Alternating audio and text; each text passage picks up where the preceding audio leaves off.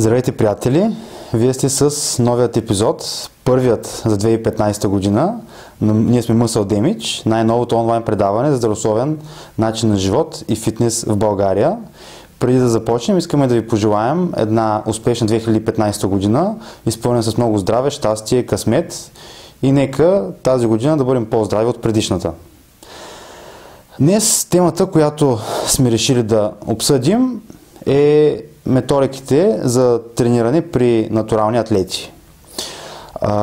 Основното, което трябва да знаем, що се отнася до натурално трениращите, а и не само за тях, но в тази насока, която говорим днес, е белтъчния синтез или образуването на нова тъкан в нашия организъм. Как става това?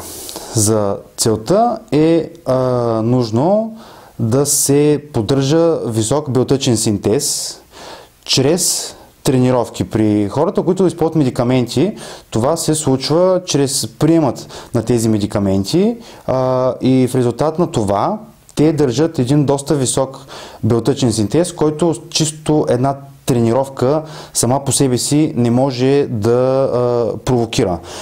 Едно много интересно изследване поставят 3 групи мъже в следната ситуация. Дават им се по 500 мг тестостерон енантат в рамките 500 мг на седмица, в рамките на 20 седмици.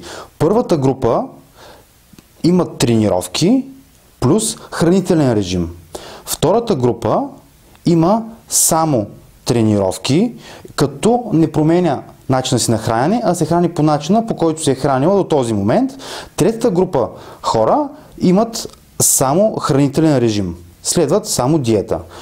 Интересното в това изследване е, че дори хората, които не упражняват никаква физическа дейност, които нямат никакви тренировки в този период, се забелязва доста голямо покачване на мускулната маса при тях. При нас, натурално трениращите, нещата не стоят по този начин. За да държим белтъчния синтез висок, трябва да направим една тренировка. До 24 часа след приключването на тази тренировка, белтъчният синтез или образуването на нова тъкан стига своят пик. До изтичането на следващите 72 часа, този пик стои висок, де-факто белтъчният синтез е в най-високата си стойност и след тези 72 часа той започва постепенно да спада. Това е времето, в което трябва да тренираме мускула отново. Натуралните атлети следва да тренират мускулна група по-често, за да се стимулира централната нервна система, протеиновия синтез да стои висок постоянно, да се стимулират и пътищата за възстановяване. Логично, разбира се, при подобен тип трениране да се намали обема. Пример, ако от този момент за мускулна група сме имали 4 упражнения веднъж седмично, сега просто правим по 2 упражнения 2 пъти седмично. Друг плюс, който можем да изтъкнем при подобен тип трениране, е възможността да увеличим обема не на дневна, а на седмична основа. Какво означава това? Ако от този момент, както казах по-рано, сме тренирали мускула веднъж в седмицата с 4 упражнения, сега имаме възможност да го тренираме 2 пъти в седмицата, като например единия път правим 3 упражнения, втория път правим 2 упражнения за същия мускул. В седмицата по втория вариант мускул е извършил 5 упражнения, а при предходния вариант, който е масовия, веднъж седмична мускулна група в 4 упражнения, сме го натоварили веднъж с твърде голям обем и образно казано сме го смачкали. Следва да обърнем внимание и на разликата при тренировъчните методики, които са съответно за начинаещи, средно напреднали и напреднали. Първо да кажем, че тренировката има за цел да окаже такъв стрес на организма, който да наруши хомеостазата. Хомеостазата е състоянието на вътрешен баланс на нашето тяло. Когато се упражни такъв стрес, който да изкара тялото ни от баланс, се образуват редица промени в нашето тяло, като микротравми, възпаления, отделяне на стресови протеини и прочее.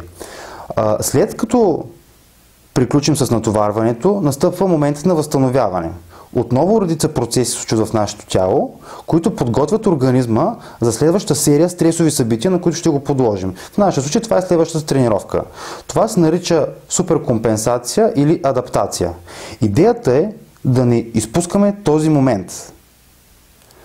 Когато натоварим мускула отново, трябва да му дадем нов стимул, нов стрес, който да наруши вече базовите адаптирани нива. Нормално е при начинаещи атлети този стимул да е сравнително по-малък, отколкото при напреднали и средно напреднали. Основният стимул, към който се стремим, това е механично натоварване. Или с други думи, съпротивителната дейност, която мускула извършва в резултат на работа с тежест. Други стимули, като мускулна травма, образуване на метаболити, са неща, към които начинаещите на този етап не следва да се фокусират въобще. При начинаещи атлети, основното, към което трябва да се стремим, е да тренираме мускула в по-малък обем, съответно по-голяма честота. Тъй като времето, в което мускулът се възстановява, де-факто времето за адаптация и суперкомпенсация при начинаещи атлети е от 24 до 48 часа, това означава, че спокойно можем да натоварваме мускулът 2, 3 до 4 пъти седмично, в зависимост, разбира се, от начина на живот на всеки един от нас. Масово грешка, която се прави от начинаещите в България, е, че тренират един път седмично мускулна група в голям обем. Например, 5 упражнения за гърди, 6-7 упражнения за гръб, по 20 серии за бицепс, за трицепс, 15 серии за рамо. Това няма да доведе до нужният резултат, а по-скоро до едно своеобразно изхабяване. При средно напредналите атлети, разбира се, нещата стоят по по-различен начин. Тук вече трениращият има нужда от по-голямо натоварване, съответно повече упражнения, съответно и времето необходимо за адаптация и суперкомпенсация е по-голямо. Тук не можем да говорим за възстановяване от едната тренировка до следващата. Тук времето, което е нужно, е 3 до 4 седмици. Картинката при напредналите атлети е трети сценарий. Там дори минимални нива на прогрес изискват много сериозно планиране, дълги периоди на претоварване, дълги периоди на претрениране. Това е логично. Всеки един от нас има генетически потенциал и генетически капацитет. Колкото повече доближаваме до нашия генетичен капацитет, толкова повече усилия и толкова по-голям стрес е нужен, за да предизвикаме суперкомпенсация. Нека да обърнем внимание и на обема на тренировката. Нормално за мускулна група следва да се правят от 30 до 50 повторения. Разбира се, начинаещите следва да гонят 30, напредналите, съответно високата горната граница 50. При начинаещи, друго, което е важно, е да се набляга на техниката, съответно правилното изпълнение на техниката и да не се работи в ниския диапазон повторения, тъй като ниския диапазон повторения изискват по-висока тежест, а много често, когато и сме ставали свидетели всички от нас, хора, които работят с високи тежести, имат неправилна техника, което от своя страна е предпоставка за редица контузии, които могат да ни изкарат от залата за дълго време, слабо ангажиране на мускул от нервната система, така наречената мозъчно-мускулна връзка. Стремим се да правим 10-12 повторения на серия. Както казахме по-рано, натурално трениращ, начинаещ атлет следва да тренира с по-малък обем. Обемът това е броя упражнения, броя серии и съответно с по-голяма честота. Това е броят тренировки на мускулна група в даден период от време. Не бива да се следват методиките, които се предлагат в списания тип мускули и фитнес, където се тренира една мускулна група веднъж на 168 часа, де-факто на седмица, тъй като, както обяснихме по-рано, а и в предишното видео, тези тренировки са за хора на медикаменти, а в началото на това видео обяснихме, че хората, които използват външни субстанции, имат постоянно завишен белтъчен синтез. Друго важно нещо е, че ако пропуснем възможността да тренираме мускула по-често, не даваме възможност да стартираме такъв анаболизъм, с други думи, изграждането на новата тъкан. Тренировката също така оказва влияние и върху глюкогенезата.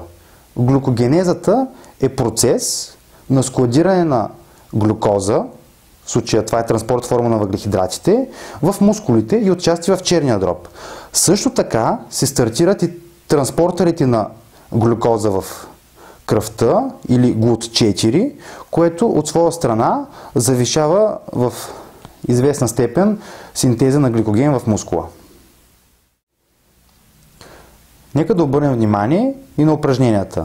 Всички начинаещи натурално трениращи атлети следва да наблегнат на базовите, основните упражнения.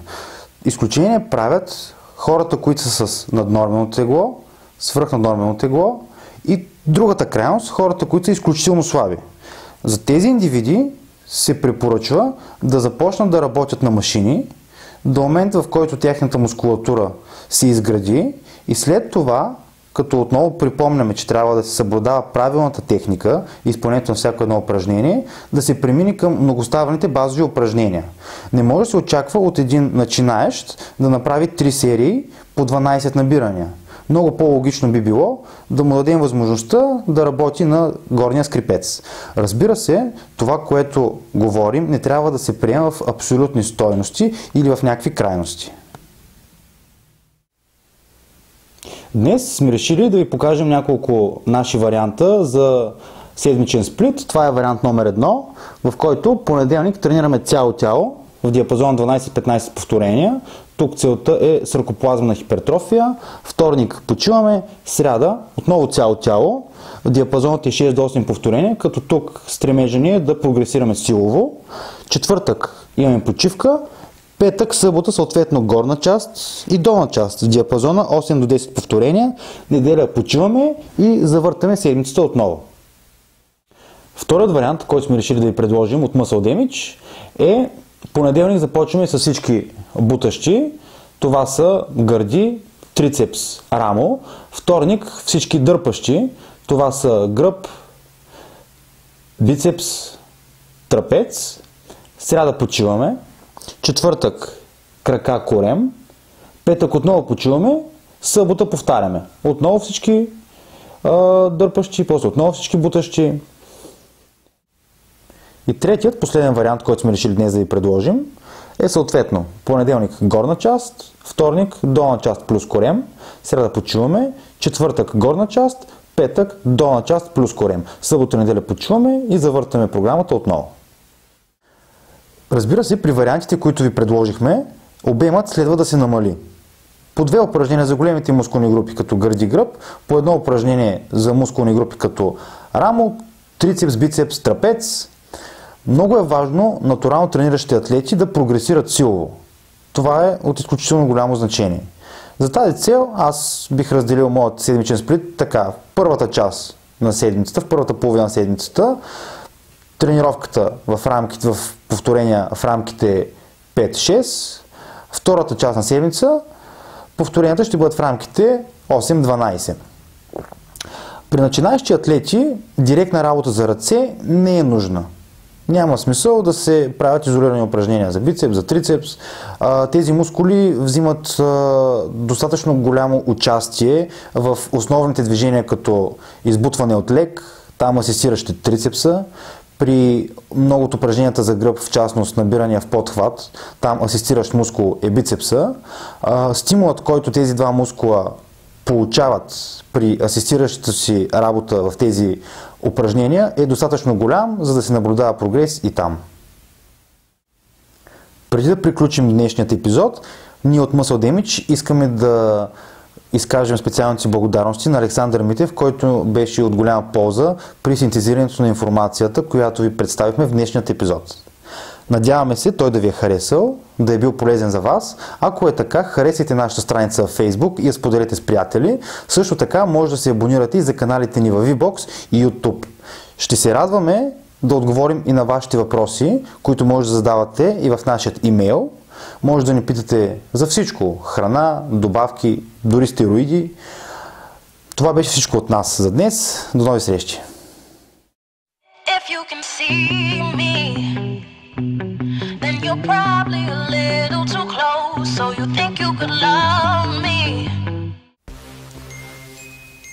Повторение ли серии? Днес решихме с помощта на нашето ново приспособление да... за тренировъче. Днес да ви покажем някои предложения на нашите зъби. Като тук целим фибрилна... Какво целим?